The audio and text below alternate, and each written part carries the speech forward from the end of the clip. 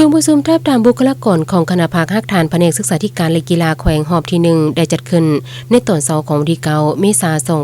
2025อยู่ที่สโมสรโรงเรียนมโสศรีธนไสยโดยการเป็นประธานของสหายบุญทรงเพชรเจริญคณะประจำภาคแขวงหัวหน้าคณะจัดตั้งมีคณะสุขยุกกองประชุมขั้นแขวงคณะแผนกเลขาห้องเลขาหน่วยภาคที่ขึ้นกับและสมาชิกภาคภายในคณะภาคฮักฐานเข้าร่วม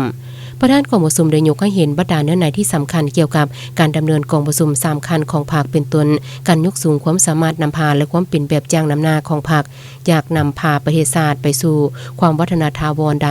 ก่อนอื่นหมดภาคต้องมีความเข้มแข็งจักมีความเข้มแข็งตรงหูก่อสร้างและปรับปรุงตนเองอย่างรอบด้านเป็นต้นแม่นการเพิ่มทวีความสามารถนำพาของภาคให้ดีขึ้นกว่าเก่าภาคจึงมีความเข้มแข็งและความสามารถกำอำนาจได้อย่างมั่นคงยาวนานและนำพาปวงชนทางศาสตร์สร้างสรรค์พัฒนาประเทศชาติให้ประสบผลสำเร็จตามอุดมการณ์ที่ได้กำหนดไว้ประเทศชาติมั่งคั่งเข้มแข็งประชาชนหั่งมีผาสุขสังคมสามัคคีปรองดองประชาธิปไตยยุติธรรมและศิวิไลคณะภาคฮักฐานคณะหน่วยภาคสมาชิกภาคต้องตั้งหน้าฝึกฝนล้อล้อมคุณธาตุการเมืองและคุณสมบัติศีลธรรมปฏิบัติเด็ดเดี่ยวแก้ไขปรากฏการณ์ย่อท้อในทันแถวพนักงานทั้งนี้ก็เพื่อเป็นบทอิงเข้าในการปนบัตรทาบทามบุคลากรที่จะลงสมัครเลือกตั้งคณะภาคสุดใหม่